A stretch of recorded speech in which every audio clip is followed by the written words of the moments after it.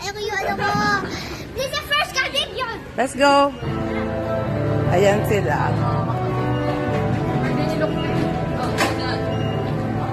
Ayan. Kasama ko aking mga babies. Adjo, come here, babe. Ayan. Come here, dali. Tabi kayo dyan lahat. Dali, tabi kayo. Smile. Wait lang. Ay, si Adjo, ano nyo? Smile. Ayan is... One. Ayan na. One more. Smile. Okay, let's go.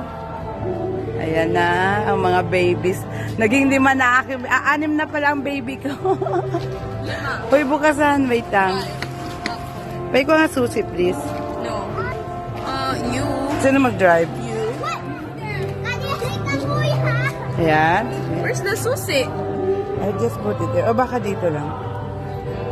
Dumalo sa Australia tuwing araw ng Sabado sa ating parokya sa ganang ito at kalahati ng gabi. Ikahanan ng ating parokya ay nananawagan sa mga nagnanais maging volunteer candidates. Magsadya lamang sa opisina ng ating parokya. Magkakaroon ng business orientation course sa July 6, 13, 20 at 27 sa new site sa ganang dekasya ng umaga hanggang ikarapat ng hapon.